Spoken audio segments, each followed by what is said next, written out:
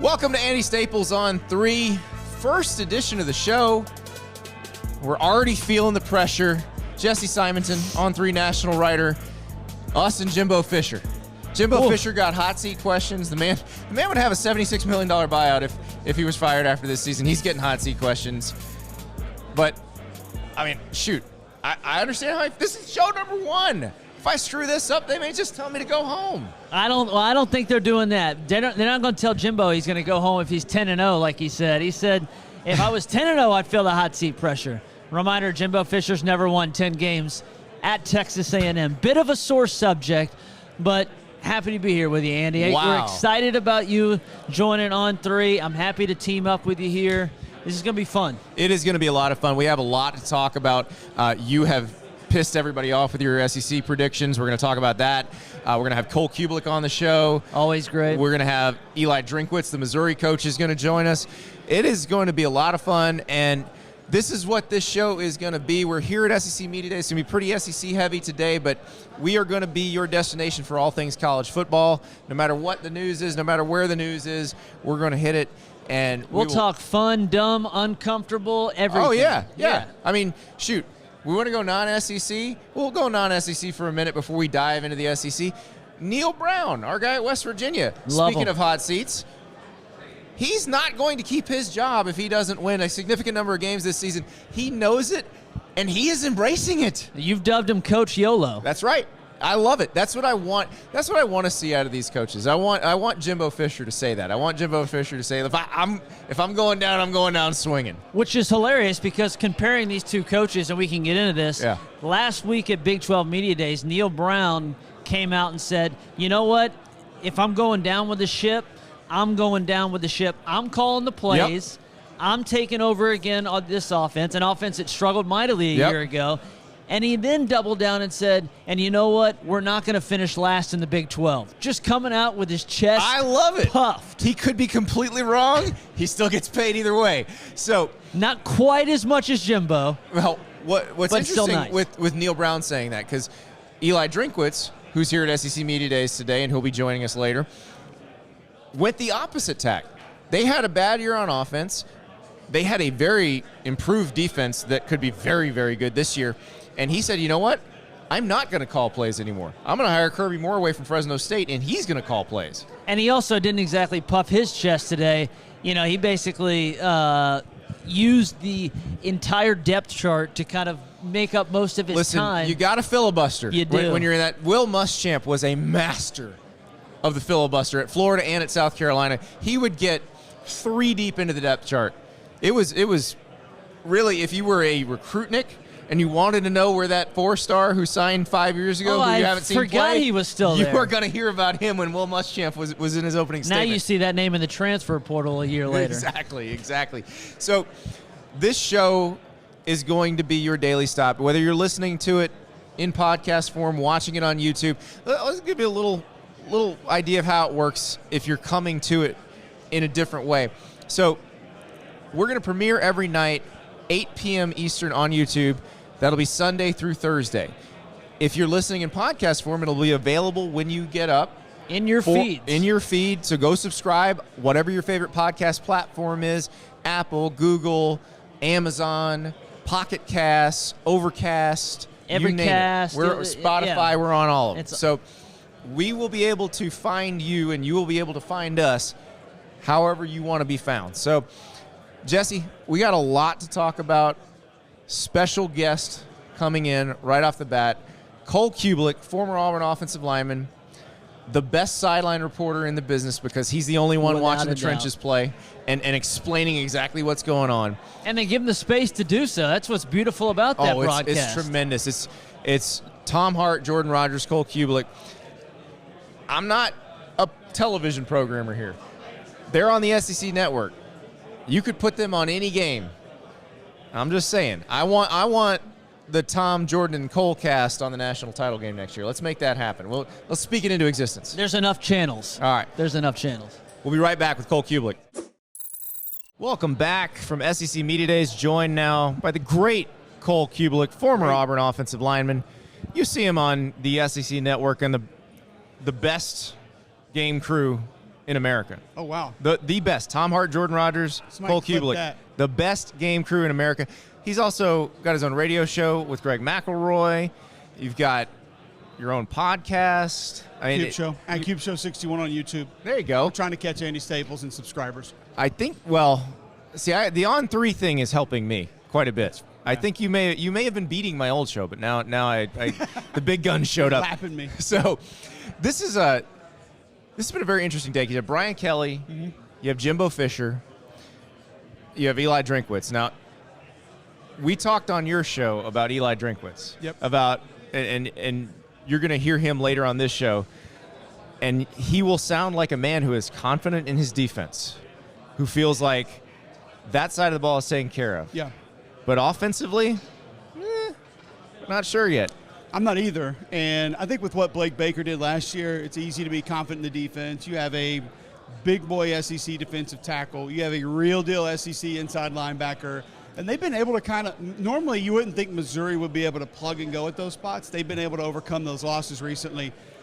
The back end, I think, is going to be fine. You lose one of your team leaders at safety, but the rest pretty much intact. And then the way Blake calls it, I think, is just fantastic. I'm worried about quarterback. And part of that is we're able to usually generate an opinion coming out of spring. We didn't really see even what they might have to offer. Nor would I, if I were them, want people to know Sure. at this point. Yeah. Brady Cook, Jake Garcia, we'll see what happens. But it's very different than say Texas A&M. Jimbo Fisher coming in much more confident in his offense than he would have been this time last year. They kind of know what they have in Connor Wegman. He seemed to be insistent on not letting us forget that Max Johnson's there too. That's cool. Cool story, Coach. Connor Wigman will be the starter. Yeah. It's just like the people. I don't think there's competition. They can compete all they want. Yeah. Connor Wigman will be the starter, kind of similar to the Auburn thing where there's people that are still telling you Robbie Ashford is in it. He'll play some. Yeah. He's not going to be the starting quarterback, but Connor Wigman's a better athlete than people know about. He's an elite baseball recruit. Yeah. He moves better than people think, and we had him twice kind of down the stretch last year, and the guys love him. Jimbo talked about how well he adapted to the play calling, managing things, and they bounced a lot of offensive linemen around. Yes. There was obviously some things happening behind the scenes inside that locker room that I think distracted a lot of people, but he should have a really good offensive line in front of him. Yes. There are guys that have really good tape, and those same guys have some average tape. Most of that showed up last year, but you had to move the parts around. If they're mostly back together, that group can be good. You have a really good group of wide receivers led by Evan Stewart, Moose Muhammad. I think tight end, you have two different guys, like a Max Wright that's your hard hat, utility guy. Yep. And then obviously you have Green that can be a little bit more of a move guy. I'm not worried about running back because, you had Spiller, you had A-Chain, but now you have Anaya Smith who you can do anything with and move him all around. And I think that is the most important thing that happened to them this offseason is he decided to come back. Well, and what do they need to do offensively? Change the presentation. Yep. He is a guy that can be tailback, slot, outside receiver, move guy, motion guy, give him behind the ball, line of scrimmage, let him run deep. That's what Bobby Petrino will use to get a lot of people misaligned. And I think there's a little bit of a secret weapon with A&M that not a lot of people are talking about. It's Jim Chaney. Because everybody wants to get caught up in why Bobby will or won't work. Bobby is just as much, if not more, of an FU guy than Jimbo is. Right. Like, I don't think people understand that Bobby's not going to not let it be his. Well, like, he's he would the easily one slide guy, the playbook back over and say, okay, have fun, I'm out. Yeah, he's the one guy who, if Jimbo comes in and says, I want this back, he's going to go, okay, you're paying me anyway. and that's, I don't know if that's going to work, but I don't think there are a lot of OCs, especially younger guys, who could be put in that position and be successful. Right. You have to kind of be an FU guy.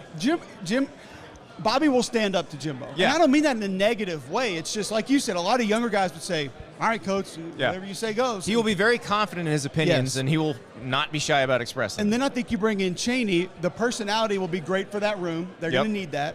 But he's also, remember, very creative in the run game, does a lot of things with the presentation pre-snap. That's what needs to change for A&M. And if it does, they're going to be really dangerous on offense. Well, and that's the thing, really dangerous, period, because the level of talent they have, they can play with anybody. they can play with an Alabama. They can play with a Georgia. If you told them you got to, play Ohio State this week and give them a game, other than Alabama, Georgia, LSU, those are the ones that you think could in the SEC. So my thing with them is win the games you're supposed to win. Show us you can do that. Right. And I'm still not convinced because I kind of feel like I put A&M, Arkansas, Mississippi State, Ole Miss, and Auburn in the same bucket because A&M has yet to prove it can win those games. But once they show it, I would move A&M to another echelon there. Yeah, and I'm more with you where Bama, LSU, let's talk about the rest. There are a lot of people that say, no. Bama, LSU, A&M, then we talk about the rest. The roster is closer to those than it is to those, talent-wise. But I think you have to ask the question, like, what's going on behind the scenes? Go beat Auburn, and then we can talk about it. Yeah. Is there a culture problem? I don't know. I'm not accusing, but when things like what happened last year happen, it's fair to say, do you have an issue inside the facility? Now, maybe, and this is very possible, a lot of addition by subtraction. Like, you can leave. We're going to be fine without you. And the leaders are able to take over a little bit, and guys want to follow, and everything can come together. But I'm with you. There's a lot that I need to see before I just completely believe. So, LSU here, Brian Kelly, I've heard him say this before, and we heard him say it again here, that it doesn't feel like their depth is quite where it needs to be a national title contender type team, which I don't know if that's poor mouthing or if that's him being very realistic about where they're at relative to Georgia and Alabama. I think it's very real. I'll give you an example. The kid, the offensive lineman they took from Maryland, I go watch his tape, Andy, and I'm like, he ain't playing at LSU. But I think Brian Kelly knows they just need bodies to compete. Yeah. And look at last year. You had to move chess pieces of the offensive line around. You're playing checkers with those guys. And then you had taking secondary guys out of the portal 2 years in a row at a fairly high volume. Doesn't feel like that should ever have to happen there. It is kind of weird that when LSU, what are your questions? Corner and running back. We don't ever say that. No. It's like they just fall off trees there. Yeah. But I think he understands, and he has been at a place where the frontline talent could be very competitive, but probably the next guy's up for a major step back, and he knows he's got to get closer. And that's why he's at LSU. Yep. Because he knows that he can get the frontline talent already. It's already there. And he can build the depth, which is something he could never do at Notre Dame. Notre Dame, I go back to, there was the playoff game against Clemson in the Cotton Bowl. I'm blanking on the name of the corner who got hurt. It was a very competitive game. He got hurt. That was it. They just got out-athleted after that. Literally. Once he was off the field, they just picked on the guy that replaced him, and it was like over. Montana Fouts throwing lob balls to Justin Ross. Like, go get it, buddy. And I agree. And the one place, though, that I think they deserve some credit with depth that they're not getting it is quarterback. Yes. We never talk about quarterback depth. Everybody – all these returning starters and percentage of production returning and gone and this next guy. Think how quarterback depth has affected this league the last 3-4 years. Absolutely. And they got a guy, I'm not saying better, I'm not saying would start at 12 other schools, but you can get by with him for a while if you needed to. People reached out to Garrett Nussmeier, who thought he could start for their school. And he's an interesting case. I mean, the son of Doug Nussmeier, who is with the Cowboys now, but was a longtime college assistant, was the coordinator at Alabama, Florida, Michigan. He's been through all of this. Garrett's been moved around his entire life. Right. They do have family in Louisiana, and so he would be the type who would make a decision that maybe wouldn't match what the other type of guys would make in that same circumstance because he's lived a different circumstance than they have. And the different portion of that, I think, Andy, is in Florida is a great example of this. Last year, those coaches were terrified to run Anthony Richardson the way that they should have because of what was next. And you didn't get all you could get out of him. Now, LSU and Mike Denbrock might say, oh, no, we're going to let him go. Yeah. Because that's what's going to make us best. Yeah, Jaden Daniels can have at it. Do what he wants. And if you get hurt, you feel confident that we'll be okay. Yeah. And that's the thing. There aren't many teams and I think that's more why Jimbo was mentioning Max Johnson, that he's there just in case. Because there are not a lot of places where they feel that confident in a couple of guys. Alabama last year. Yeah.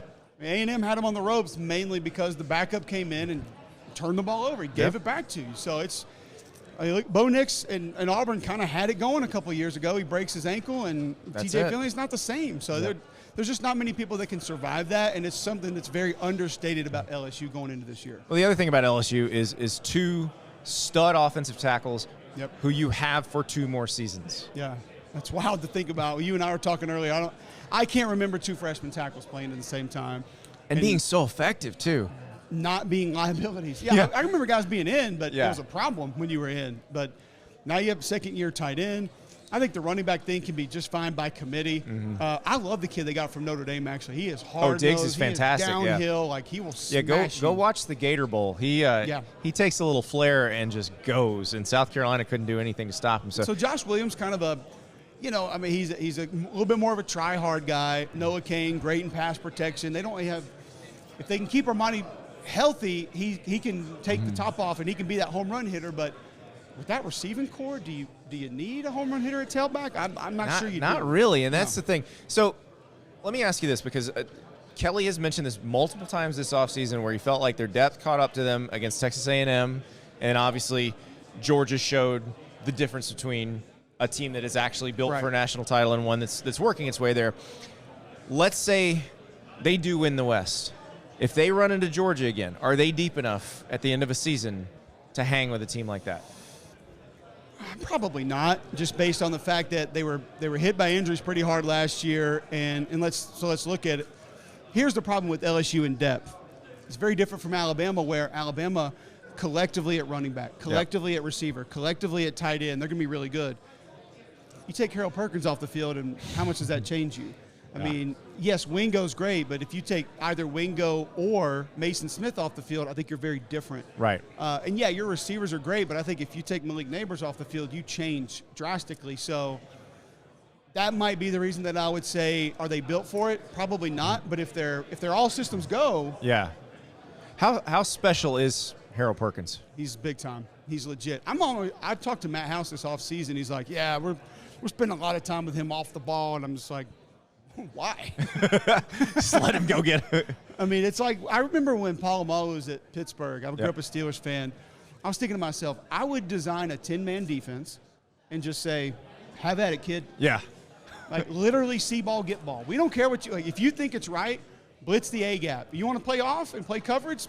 Have at it. I would love for Perkins to be a bigger version of what they let Tyrann Mathieu be in 2011. Same principle. I mean, there are not many guys that have, and you know this as well as anybody, to come up to the line of scrimmage and rush the passer at this level, that doesn't just happen. Right. The flexibility, the twitch, the hand movement, like all these guys are doing Mortal Kombat in the offseason now. Like, they all know how to do hand-to-hand stuff. Like, to be able to not just withstand it but thrive the way he did, it was wild to see, man. And, like, I don't think off the ball is in his future in the NFL. I really don't. No, because it's a value proposition at that point.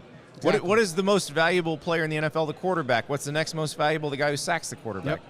It's not complicated. That's why Von Miller at like 36 got $108 million or whatever it was. It's like, incredible. Dude, if you can get there twice a game, you're worth every penny. It is incredible. So, Colt, in the last few weeks, we've become weight loss buddies.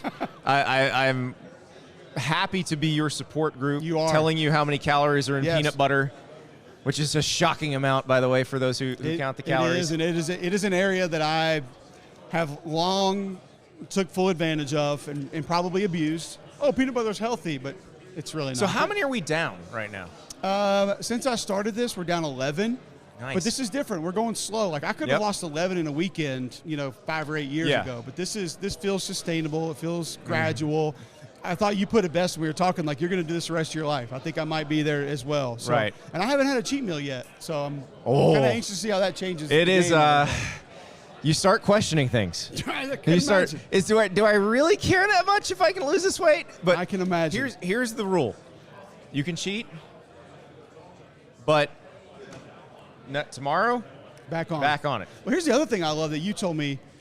When you cheat, you still put it in. That's right. Because you need to disgust yourself by seeing 13,000 calories for dinner or whatever it is. Yeah. Like, No, put it in there so you know good and well just how much damage you did. We went on a cruise in the spring, and there was a day that I entered 11,000 calories in the calorie counting app. I do not doubt it at all. So at all, you've got it. Yeah, just be honest with yourself, and but it does gross you out enough to be like, okay, I can get back to this.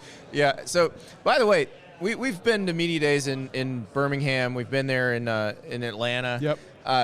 We've not been to a media days where they're just handing out liquor. I didn't know you could do that. I didn't know you could just walk through a hotel ballroom and just hand out moonshine. But apparently that's a thing. I'm not up on all the liquor laws in the state of Tennessee, but we got some sour watermelon moonshine and some mango habanero whiskey. Just take it. You ready? You want to give it a try? I'm not going to try it, but I'm going to watch you try it. All right, we're going watermelon moonshine. It smells good. Okay. Smell and taste are two totally different things. Oh, that's dangerous.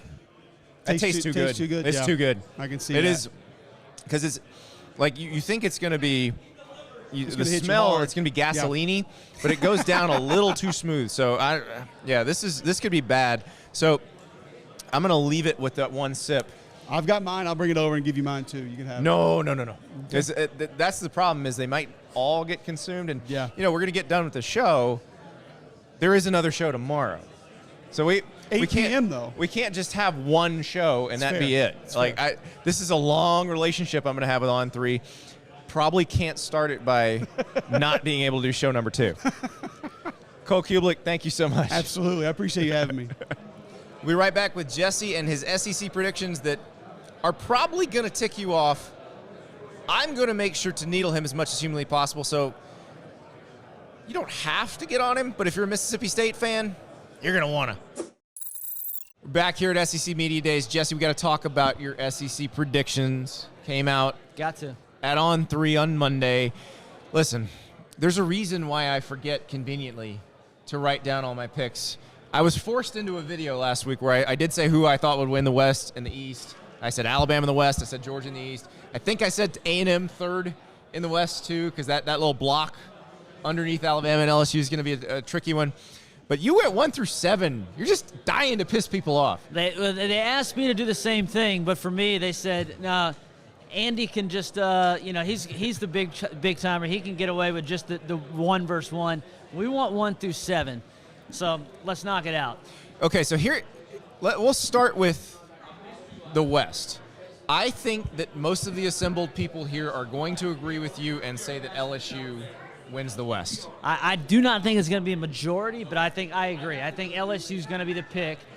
There's a lot of reasons to bet on Alabama. Yeah. Even though I'm picking LSU, Alabama is loaded. Nick Saban is just coming off his best recruiting class of all time. The fact No. The 2008 recruiting class is the best recruiting class of all time. Okay. Period. The end. End of story. Until somebody that did start the dynasty. Right, that did start the dynasty. Yeah. But from a historical rankings, what Alabama just did has been unprecedented. And yet, when I'm banking on their wide receiver room taking a leap, their offensive line taking a leap, we know LSU is awesome at wide receiver. Yep. Lacey, Thomas. They got a great tight end, offensive line. They bring back all 5 guys. Campbell could be an All-American this year. Emory Jones might be too. So when I'm banking on just projections with Alabama, I think there's just more known quantities with LSU. If I'm giving you the flip side of the coin, the fact that this game's in Tuscaloosa, I mean, that's obviously a big, advantage for the Tide. But I'm going with Brian Kelly. I'm bucking history here. Alabama hasn't failed to make back-to-back SEC championships since 2010 and 11. So that's crazy. This is what Saban's done is just unprecedented. Yeah, the LSU thing. How much of it is that their quarterback situation is settled and Alabama's is not? Well, I think that's the coin flip. Yeah. That's when if you're given a 51-49 percentage here. Jaden Daniels beat him a year ago. Yeah. Can he do it again? I think he can. Now, he was inconsistent. LSU was quite fortunate to beat Arkansas. They shouldn't have beat Arkansas last year. Harold Perkins single-handedly won them that game. That's exactly right. And then when you're talking about their no-show against Texas A&M, it's not like this is some flawless team. That's the thing. Listening to Brian Kelly talk about that, because he was asked, I think it was Blake Totmeyer from USA Today asked him, earlier this year, when do you feel like you'll be ready to compete for a national title? And Kelly, usually coaches don't answer a question like that, but Kelly actually said he felt like they're one recruiting class away, one more recruiting class, does not like that they've had to take as much out of the portal, and said that A&M game was an example of why their depth is not where it should be. And I think the Georgia game was too.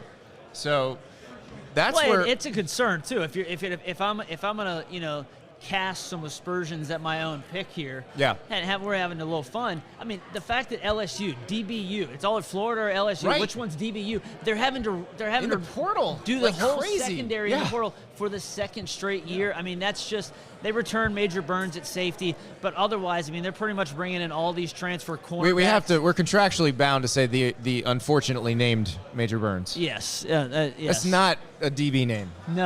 No, and that's a receiver name. It's not a DB name. He burned out at Georgia, and now he's back home in New Orleans and Louisiana. So, let's talk about the West below those two, because I think those five, A&M, Arkansas, Ole Miss, Auburn, Mississippi State, you had to put them in some order. So, and really, this is may God have mercy on your soul if you ever go to Starkville. Well, it is, yeah, and they're not happy. Don't look at your Twitter mentions from Mississippi State fans. They are they ring that cowbell quite loudly right at you there. I mean, to me, hey, first off, somebody's got to finish last, right? Right. Somebody's got to be last. I do think this is kind of a pick your favorite flavor of ice cream in the SEC West. You can, from Mississippi State, Ole Miss, Auburn, Arkansas to A&M, I think you can make a case for all five of those programs finishing somewhere third through seventh. The games with each other all feel like coin flips. Now, right. One of those teams from a talent standpoint is different than the others, and that's Texas A&M. And the upside. Because you look at Texas A&M and you said if they had to go toe-to-toe with Alabama, with LSU, with Georgia, or say like you had to give Ohio State a game tomorrow and you had to pick from those five, you'd pick A&M because they have the most top-end talent. But they also have a history of not being able to win the games they're supposed to win. Right. I mean, this is a team that went 2-6 a year ago in one-score games, and that's because, they're constantly playing offense with one hand cuffed behind their back. Now, we'll see what happens with Jimbo and Bobby Petrino. Yeah. Does that change? Connor Wegman, does he make a leap in year two? I think the most fascinating team, we'll talk about them later this week, obviously, Ole Miss. I think you can make a strong case that Ole Miss is going to be better than they were a year ago, but maybe not record-wise because their schedule is daunting. Well, and it's tough in the first month, and then you have to play Georgia. Hugh Freeze at Auburn is a wild card, too. Go back to Hugh Freeze getting to Ole Miss. Now, that first year at Ole Miss where he's taken over for Houston Nutt, they didn't have a ton of talent, but he scared some people, and then they started getting the talent, and they started beating some people. And if Jarquez Hunter is available, the offensive line's been completely remade there. I think the floor has been raised on the Plains. If Peyton Thorne can at least give them something, just at least a passing game with a pulse. Robbie Ashford, God bless him, is a hell of an athlete, but he just hasn't shown it yet with the arm. I think Auburn definitely could scare some folks. So let's move to the East, because I think most people are just locking in Tennessee as number two behind Georgia. And you want to push back on that. I do want to push back on that a little bit because I need to see it. That this is like they lost a first-round tackle in Darnell Wright. They lost Hendon Hooker, who was the secret sauce at quarterback. And best pass rusher. Right. Jeremy Banks also had a ton of tackles. We all know that I got on the Joe Milton hype train hardcore during the Orange Bowl. I said you will have to physically restrain me from the Joe Milton for Heisman bandwagon. But we've seen that Orange Bowl, but we've also seen the Pitt game when he was the starter in 2021. I'll give you one better. How about Michigan? I'll give you one better. How about the week before the Orange game? Yeah. As Tennessee won that game by a bajillion points because they ran for 5,000 yards. Joe Milton still only completed like half his passes and had a couple of those. Right. Oh, Joe Milton's got the rocket launcher going, but it turns into a potato launcher and it goes 30 yards too far to the left. Yeah. So this is why if they take even a slight step back, I think Kentucky's taking a step up. They bring back Liam Cohen. O-line's got to be better. It does have to be better, but it was pretty good. Now, I think you can probably argue that since John Schlarman died, I mean, because he was a great offensive line coach. And Yinzer, for those who don't know, has kind of been like the heir apparent. Schlarman passed away sadly from cancer. Yeah. I think the narrative coming out of Lexington seems to be they had guys in the wrong place a year ago. Yeah. So a guy was playing tackle, should have been at guard. They got Cox back at center. So I think you and I are very high on Devin Leary. Yeah, and Devin Leary was, NC State was mounting a Heisman campaign for this guy this time last year. 35-5 2 years ago. Yeah, he's a very good quarterback. He has NFL tools. So I like him. You've got South Carolina that beat Tennessee and Clemson at the end of last season. They did lose some to the portal. I think, offensive tackles. It's tough. I mean, when you're already thin at offensive line. Look, I like Shane Beamer a lot, but when you're already thin at offensive line, and then you lose your left tackle in the spring game. Yeah, that's just a tough hit. Right. To cut. And I don't think they were that upset about losing Jaheim Bell to Florida State. No, let me get Trey Knox. Yeah, Marshawn Lloyd to USC. I think he's going to be pretty good there. Yeah. But they can be someone that makes noise in that division, and it just depends on what version of them you get. Because last year, think about that. There's 1 week between them going to Gainesville and getting annihilated by a team that was about to lose to Vandy. Getting mollywopped. And then destroying Tennessee the following week. And then beating Clemson. Yeah. So I really don't know how to read them. Florida, Billy Napier seems pretty quietly confident in this team. It's interesting because they lost a top 5 pick at quarterback. They bring in Graham Mertz from Wisconsin, who was not a great quarterback at Wisconsin. But I do think they've upgraded on the D-line. We'll find out about the offensive line. They lost Michael Tarquin and Ethan White, who were starters, who they thought were going to come back as starters. Only Tarquin wound up at USC like they were both supposed to.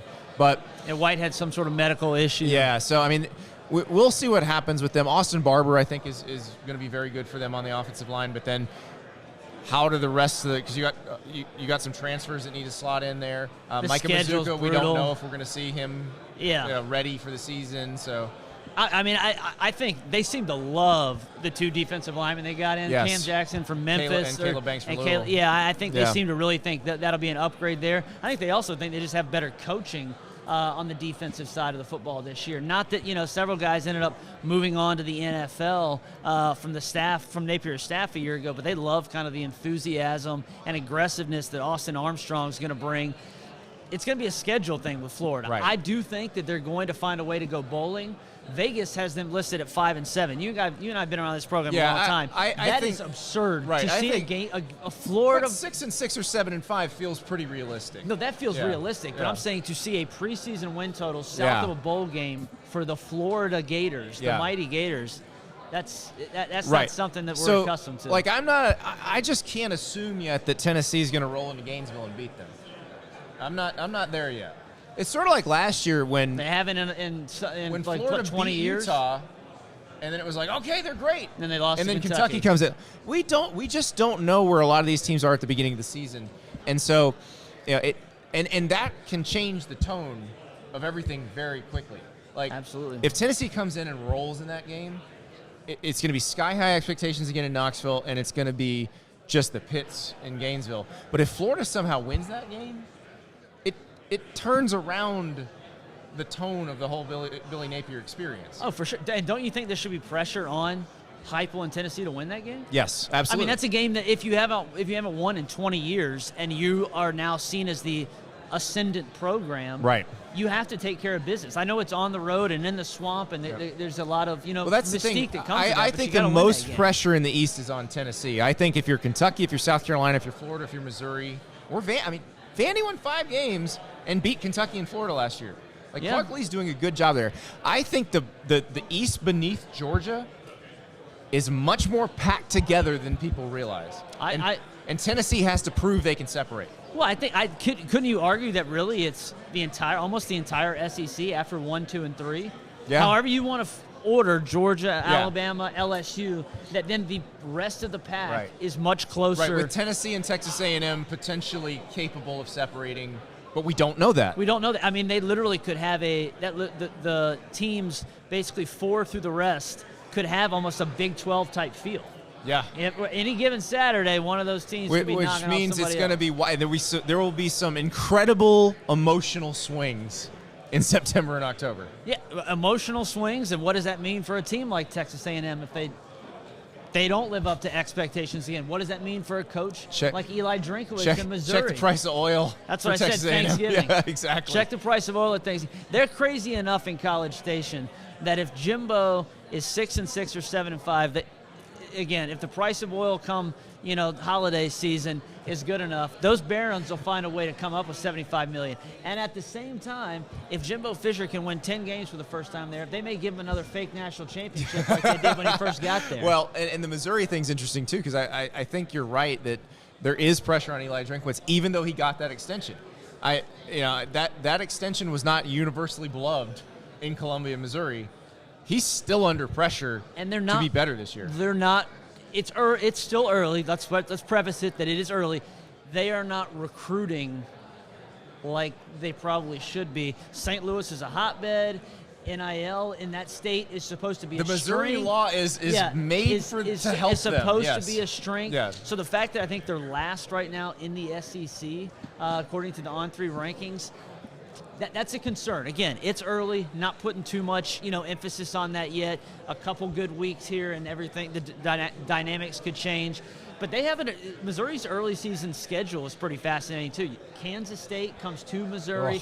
You play not a team I want to play. You play That's Memphis, an old ass offensive line. Will Howard coming off of Big 12 title. And I really like Trayshawn Ward from Florida State. I think he's going to be a good running back. Kansas State might repeat in the Big 12 this year. Let's throw that out there. We'll have some good debates. Yeah, about the Big 12 because there's a legitimate chance that K-State repeats as Big 12 champ, and they are good up front, so you don't want to see them early. I agree. And then they got a weird game, Memphis in St. Louis, so fascinating to see the Tigers. Yeah.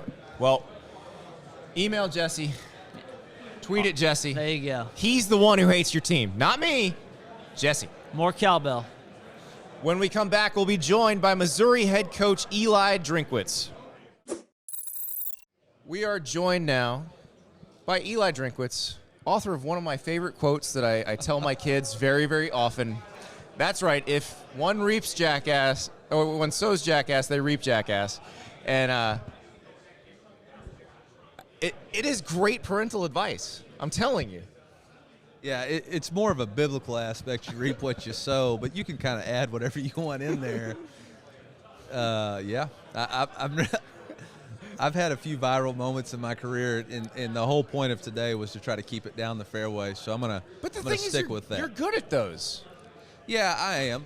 But for us this year, this team, we have so many positive things on our football team and what we're trying to accomplish, and there's so many great players. I really don't want to be a distraction from them, and I really want to focus on those guys, specifically down here in SEC Media Days. This is what happens when a coach knows he's got a good defense. Like, you're an offensive guy. Yeah. And when you know you've got a good offense, you come in, you're a little bit, but you're not quite sure about your defense. Yeah. Like, I can let it look. Now you're like, listen, I know nobody's going to be able to score on us, so. No, when you're not calling plays, you're not a surrogate anymore, right? Exactly. So that's probably more of it. I'm not calling the plays anymore. But, no, we got a really good defense. I'm very excited about Coach Baker obviously coming back. He did an outstanding job. And we return all of our defensive staff. I think that's something that's very critical. You have alignment, and so those guys are in year 2 working together. Obviously, we've got some really good players coming back. We return our top 5 interior D linemen. We return our top 2 linebackers. Both have over a career 100 tackles. Top 2 corners. Top 2 safeties. We got a transfer safety from both Florida State and from Florida. And we got a guy who started half the games at the star position. So incredible depth, which I think more than anything is going to allow us to be much improved on special teams. So we can really make sure our guys, our best players are playing in those coverage units too, which caused a few issues for us last year. Well, you could see that defense as the season went on last year getting better. How sure were you that you were going to be able to get as many people back between the draft and the portal? Yeah. I wasn't at all. This new day and age of college football, the first thing you have to do is retain your roster, right? Yeah. Roster retention's number one. Then it's signees. Then it's junior college and transfer portal, and you kind of attack each one at a time.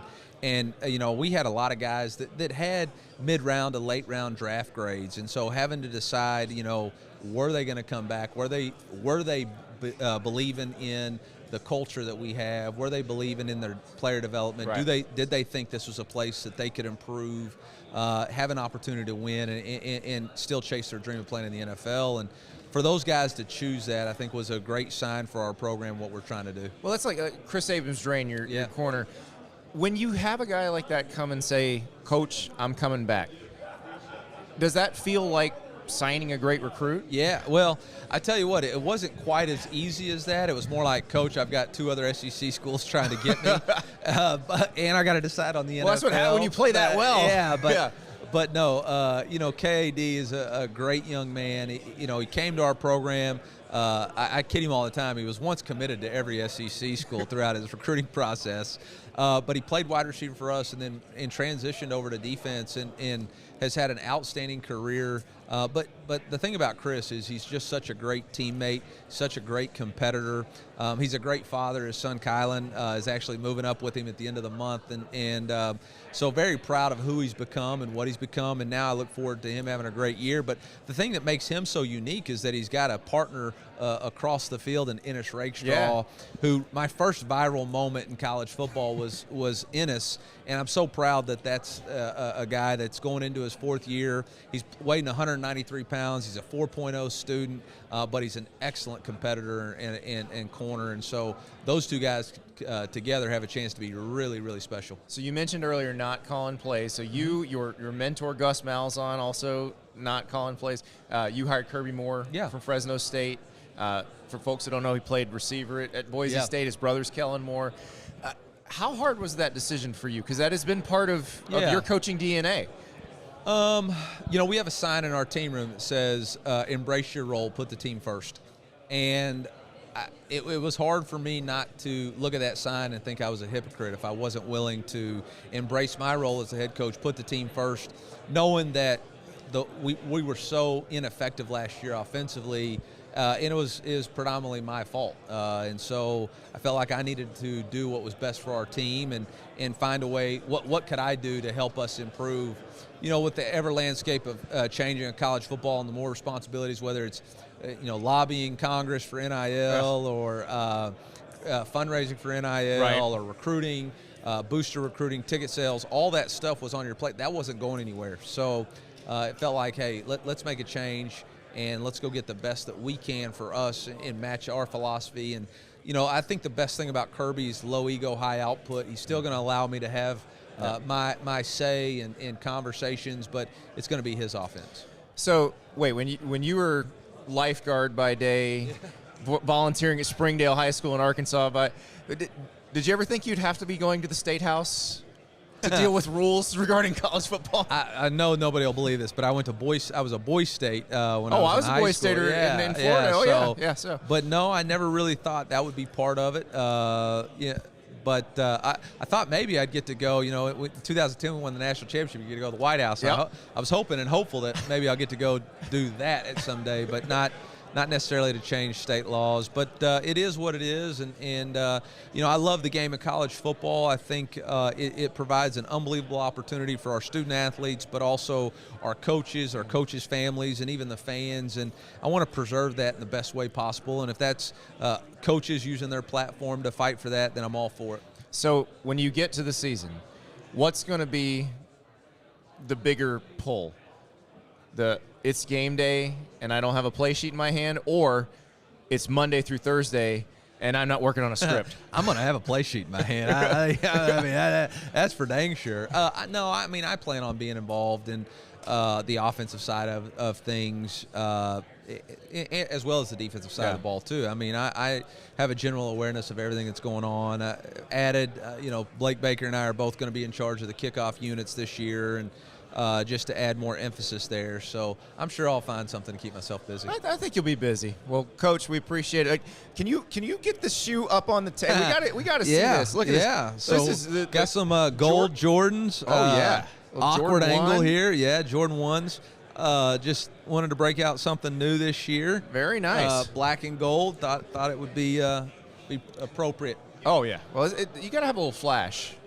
Especially if you're not going viral. Yeah, you got to try to create a little swag for you, right? All right. Appreciate it, Coach. All right, man. Appreciate you. Big thank you to Missouri head coach Eliah Drinkwitz for joining us. When we come back, Jesse and I are going to talk about a story that has dominated the headlines in the state of Georgia for the last month. It's come to a head with Georgia asking the Atlanta Journal-Constitution to retract a story. Even more came out over the weekend. It's one of those things that I've been waiting for the show to have a chance to have a nuanced conversation about. We now have that chance. Jess and I will be back to talk about Georgia versus the AJC. We'll be right back. Back at SEC Media Days, and Georgia headed to Nashville on Tuesday. Jesse, I think there's going to be a lot of questions about off-the-field stuff. This has been a very eventful offseason for Georgia. You have the crash that killed a player and recruiting staffer. Jalen Carter was charged in that. But then you have a series of stories by the Atlanta Journal-Constitution about that first, and then about other things that has become kind of the biggest story around this program. You've got basically a story that accused Georgia of rallying whenever their players are accused of sexual misconduct. And they built the story around the case of Jamal Jarrett, who's a freshman defensive lineman at Georgia now, about what happened on his recruiting visit. And it's very salacious, lots of details from the police report, from the interviews with the police.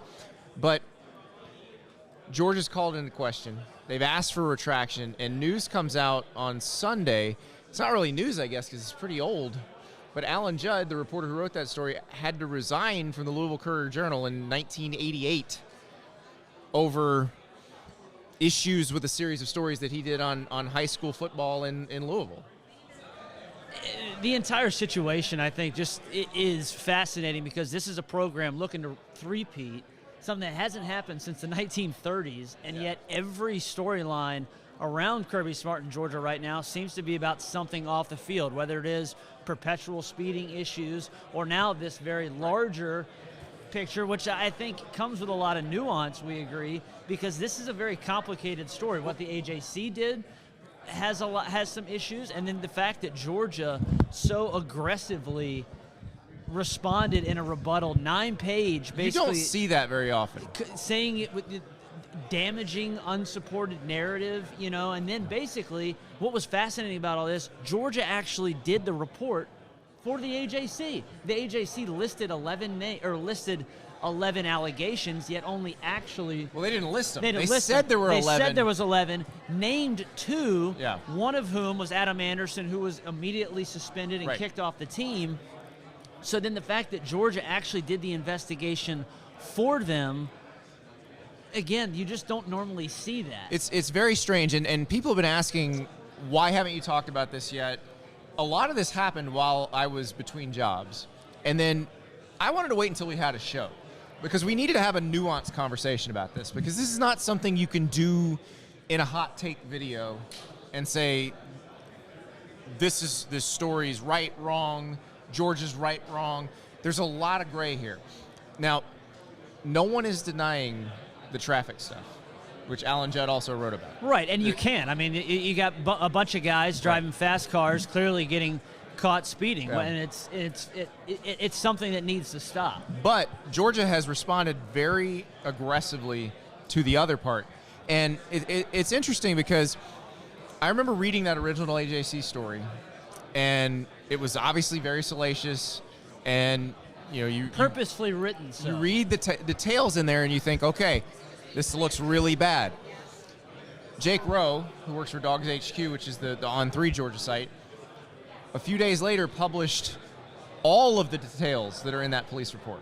And notably, there was no added context. He literally just published the police report. And He there was zero bias or anything involved in that. You come out with a very different impression of what happened based on reading the police report than you do based on reading that story. And you've written stories about stuff like this. I've written stories about stuff like this. Like, I go back to the Jameis Winston case. I covered that for SI. And before they released the police reports and the investigative reports, things came out in drips and drabs that were leaked by various people with agendas and both sides. And there wasn't really a complete picture of what happened. And that bothered me a lot, writing about that stuff, because it felt like you didn't have the whole picture. And so I remember the night that they gave us all the information. They gave it to everybody on a flash drive. It was so much stuff. And I remember sitting there in Tallahassee just poring over all these things, like, how do I get all this in a story? But I did my best to get all of it into the story so that you could read as much as you could and form your own opinion of what you thought happened, because that was very great. It was very he said, she said. And I just don't think, and it's hard because, we don't usually go at other reporters very often. But in this particular case, I read the police report and thought, how in the world did you read that? And those are all the details you chose. Well, and that's why, again, the gray area that you're talking about here, we repeat, Georgia clearly does have one particular off-field issue with the speeding. Right. Something that and Kirby Smart has acknowledged as much. It's something that, again, the tragedy that happened the night of the national championship celebration was one of many instances since January. But that can be an independent issue and then not somehow marry it with something that does not seem to be supported with enough other evidence. And I think that's what... Well, and the 11 cases thing, put it in the paper what the 11 cases are and let the reader decide if that... And that you and I covered the Urban Meyer teams at Florida. We had to do a lot of lists of cases, of court cases and incident reports and that sort of thing. Because if you're going to write about that stuff, you have to say, here's what happened. Right. And that's because you're burning your own credibility and legitimacy if you are absconding from just pure facts and instead inserting some sort of opinion in a piece that's supposed to be... It's not cast as opinion, but your choice of detail or your omission of certain details is an opinion in and of itself. And it's tricky when you're writing stuff like that, because it's tricky to figure out what to leave in, what to keep out. But in this case, if the story is going to paint someone as a rapist, or like you have a responsibility, or a program having a perpetual problem with sexual you have a assault. responsibility to the human beings in the story, the accuser and the accused, to treat them fairly. And that's the part that when I read the police report, I was like, okay, this feels very different. And then this news comes out, again, not news, because it's been around. It's been sitting there on Google for somebody to find. And I believe it was Senator Blutarski, the famed Georgia blogger. Look, Senator Blutarski's been tough on me over the years, and I get it. But he's pretty thorough. And I thought that was interesting, finding that nugget. Now, Jason Butt, who works for Rivals, he covers Georgia for Rivals, reached out to Alan Judd for comment. This was another part that mystified me. Alan Judd sent him an email and said, "This is off the record," and then went on to say, how dare you bring up someone's darkest period, and this doesn't erase all of the good things that I've done in the investigation, because he's done a lot of investigative work. He was nominated, part of a team nominated for a Pulitzer Prize. Not a sports investigative reporter generally. He's an investigative reporter, done a bunch of different things. And this is unprecedented, by the way. The story that Andy is unfolding here does not happen in journalism circles, much less someone that's been in the field for 30 or 40 years. Here's the crazy part. So Jason Butt publishes this entire email because here's how off the record and on the record works. It's a two-way street. The source and the reporter have to agree to it. If you leave a voicemail with a reporter, or you send an email to a reporter, and you don't have a communication about what is on or off the record before you divulge any information, it's all on the record unless the reporter makes an agreement with you later. Like, you can't Michael Scott declare bankruptcy by yourself. Exactly. So what's crazy about this is, and when I've dealt with people who are not, not in our business, I try to explain it very clearly. Explain the rules of engagement very clearly, because I don't want people to think I'm doing a gotcha. I don't want people to think I'm trying to trick them into saying something. And so I will always tell them, this can be on the record or off the record. If you say it's on the record, don't go back and tell me it's off the record. Right. So decide now what you want to tell me and what you don't, or what you want to attach your name to and what you don't.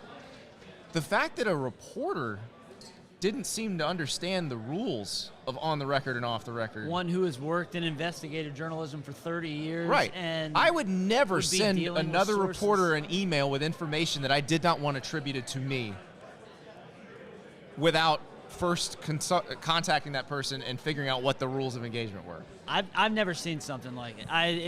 And I think this is just going to be the first of many shoes to drop in this case. Yeah. I think something else is going to eventually the AJC will respond. The AJC is going to have to go back and look at all his work through the years, and they're going to have to go back and look at the hiring process. And they're going to respond in some way. And I think tomorrow Kirby Smart is going to, the fact that Georgia had this 9-page investigation of their own, and so aggressively came out against the AJC's report. I think Kirby's going to take the podium tomorrow and continue to kind of double down on that. Yeah, we got a problem with speeding. The need for speed stuff's got to stop. But this notion that we're Baylor 2.0 somehow has jumped the shark. Yeah, I think he will be aggressive about that, and he has to be. Yeah, that's not something you want attached to your program. But in this case, they have ammunition, because in 1988, the Courier-Journal had to publish a front-page apology, basically. And if you read the story, there were questions about the reporting. Alan Judd was asked to bring in tapes of his interviews. He brought in tapes, and there was nothing but muddled sound, white noise or muddled sound in the parts where the interviews were supposed to be. It's a very strange situation. I've never heard of anything like this. No. And you're far more experienced than I am in this field. But that is journalism 101 in terms of off the record, on the record, and it's baffling the way this is all kind of unfolded, from the very first story that Alan Judd wrote to now this last big investigative punch. Not going to be the final shoe to drop. There's going to be more conversations to be had about this. There will be more, and I imagine a lot of it will be when Kirby Smart is at the podium on Tuesday, so we'll see what he says. This is a segment we like to call the Extra Point, and you're going to get one of these every day at the end of the show. Sometimes it's going to be about the hottest topic in college football. Sometimes it's going to be about the funniest topic in college football, but it'll be a way to end the show with something dramatic or something hilarious. But today, I want to talk about the show itself. First of all, I want to thank you for being here. I am so grateful to everybody who's come over from the old show and to everybody who stayed and watched this new creation that we have here at On 3. This is going to be an absolute blast. This is the best sport in America. I'm at a place where they do nothing but cover college football. I'm surrounded by like-minded people. I cannot wait to show you what we can do here. If you like the old show, I guarantee you this one's going to be as good or better. You're going to have a lot of fun. We're going to make sure that you can get it however you want it. It's live on the YouTube On 3 channel, and we didn't go live today. We're on location. There will be days when we are live. You can interact with the show. You can make fun of me during the show. Trust me, I like talking to you guys on the show. I want to hear from you guys. We're going to be going live after games on Saturdays. Yes, we're still going to have a reaction podcast that you can wake up to on Sunday morning, but when we're in the moment, when it's fresh, when your team has just fumbled away the game or has won a thriller, you can come on and gloat. You can come on and sulk. We'll be there for you. And just every day, we're going to give you something to talk about in the world of college football. We're going to laugh. We're going to do a little thinking. And we had fun, and we were serious today. And we're going to have days like that where we mix them up. But the goal is to have fun as much as humanly possible, because this is the most fun sport in America and really in the world. Think about how many other sports have a live buffalo running down the field. Oh, that's actually a bison. Where do they play neck after wins? They don't do that in soccer. They do that in college football. This is a sport unlike any other. It draws crowds of over 100,000 a games, millions more watching on TV. Every weekend feels like a college reunion. It makes people cry, makes people laugh, sometimes at the same time. So let's all enjoy it together. We're going to be here every day, and I hope you join us.